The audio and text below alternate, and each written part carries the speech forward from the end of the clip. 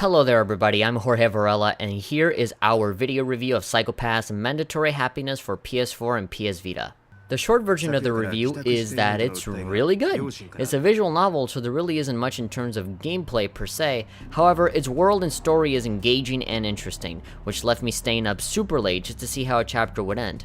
I didn't know anything about Psycho-Pass prior to playing this, but now I'm a fan. If you want what is essentially science fiction CSI the anime, then go get this. Now the long version of this review goes like this. I'm a Psycho-Pass fan thanks to playing this game. I had only seen a couple advertisements and some character appearances in other games, but I never really gave myself the time to sit down and figure out what it is. Because of that, I thought there was no better time to get into the series than by playing through this new visual novel, which doesn't require too much previous knowledge in order to get into.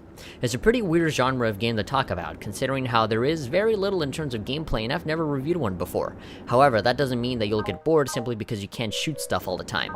The story and characters are the prime focus of the game, and it does a great job at setting the stage for these people to shine, to the point that I was binging on this game as if it was someone's favorite Netflix series or something. I'll try my best to not spoil some details related to the story, since it is the primary focus of the game. Instead, I'll give you a broad idea of what Psycho-Pass is all about. So basically, it takes place in the far future, where the Sybil system, a supercomputer that can determine your potential to do either great or terrible things, decides everyone's lives. You have things like a person's hue and a crime coefficient that will determine whether you get to live a good life or you get incarcerated early before you do anything bad. Because the number that was scanning you was way too high, so it's pretty much predicted that hey, you're gonna be a criminal, you're gonna do some bad stuff, we're gonna put you in jail right now, rather than wait for you to do something bad later on. So some of these latent criminals get recruited to essentially become part of the police force and maintain the peace, which is where most of our story takes place. You can choose between one of two main characters, both with their own story to tell and personal struggles to get through. However, both are on the same team to fulfill the same objective as a problem arises, where a series of cases directly correlate to a mysterious android that seems to be moving upon its own free will, which is not a thing that should be happening. With this setup in mind, the story begins to unfold in the form of visual novel-style dialogue spoken in Japanese with English subtitles. There aren't any voiced dubs in English, but it didn't bother me at all, since I'm used to watching anime in its original language with subtitles anyway. However, I do acknowledge that there are many people out there who don't really enjoy watching things in Japanese. They would very much rather get an English dub, but unfortunately, you don't see that kind of stuff in this game, so please be aware of what you're getting into if you do, in the end, decide to make a purchase for this game. I don't think a lack of a dub should stop you though, for I think that the performances in play here are pretty top-notch and are definitely worth listening to. Now granted, I mean, they're not there screaming and yelling and being super overly dramatic, but it's subtle and it's well made. When playing the game, you'll notice that it pretty much throws you into the action immediately, which is a double-edged sword in itself. I do appreciate that I can just press start and simply begin getting into the story the first time I boot up the game, but aside from pressing the X button to advance, I don't know how anything works. During most of the introduction, I spent more time fiddling around with my controller, pressing everything in order to figure out what each button does, rather than paying attention to what was going on. I wouldn't be complaining if there was at least a static screen during a loading screen with a picture of the controller showing where everything is, or something like that, but the game doesn't even give you that. Instead, you're relegated to pressing whatever, which will inevitably end up with you pressing something that will either skip over a bunch of dialogue or going into a menu that you didn't mean to access. There aren't any menu options on screen during the dialogue scenes either, so it's not like I could just use the D-pad to select what I wanted. I literally had no choice but to just press random buttons to find what I needed. I can only imagine how frustrating it would be for people that leave the game for a while, and then they come back and they have to relearn the layout all over again. Anyway, after you get used to the controls, it's a pretty smooth ride all the way, so it's actually not that bad. Since the game is mostly dialogue, I recommend you use the automatic feature, where you can let the dialogue run on its own as if you were watching a show. However, that doesn't mean that you won't have to get your hands dirty once in a while.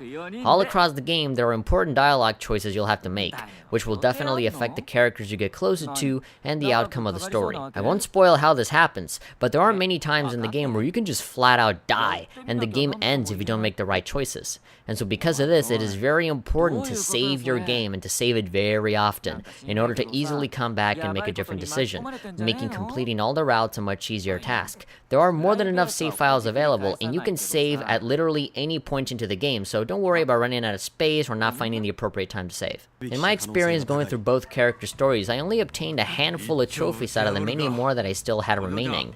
This means that the game is more than just seeing the story through to the end in a linear fashion.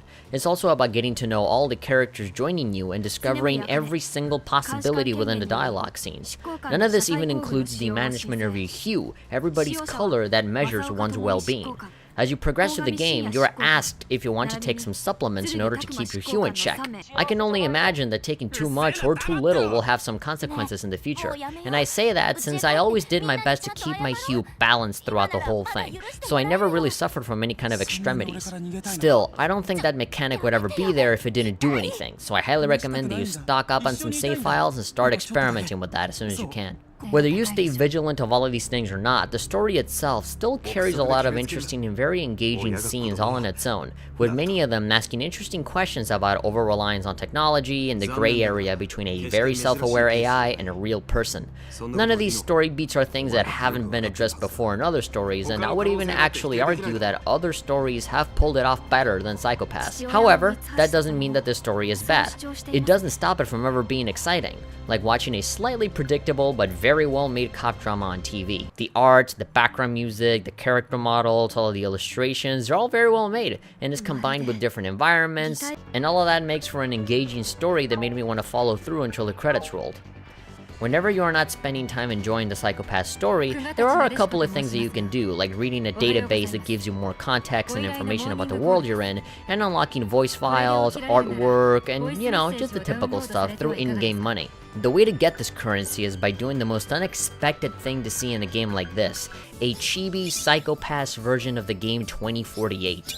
As you keep solving more of these puzzles, you receive money that'll allow purchasing fun extras to look at later. In a conventional sense, this is the closest the game ever gets to actual gameplay, which is pretty funny to think about, but I never saw that as a negative.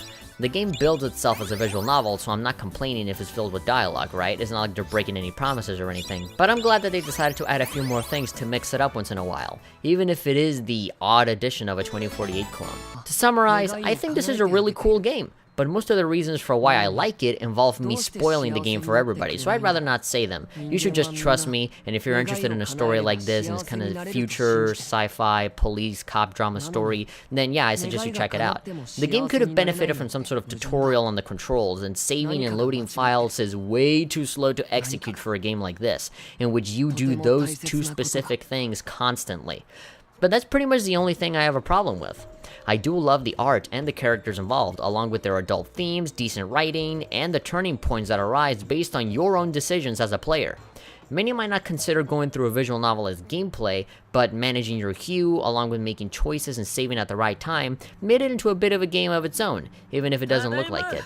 The way that I see it, gameplay has evolved beyond just pushing buttons rapidly and receiving some instant gratification right afterwards. I believe that it is the act of simply experiencing a game, from the smallest menu to the biggest cutscene, in which all of it comes together as a singular, cohesive piece of meaning, which is something that Psycho-Pass Mandatory Happiness reflects in a very competent manner.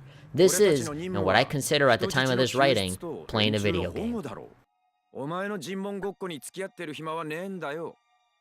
Thank you very much for watching. If you guys enjoyed this video, be sure to give this video a like, and of course you can go to our website, thebuttonsmasher.com. We do news, we do reviews, and if you're a fan of podcasts, then be sure to visit that site because we have a lot of them. All of that content is created by really fun people that love what they do, so we highly appreciate your support.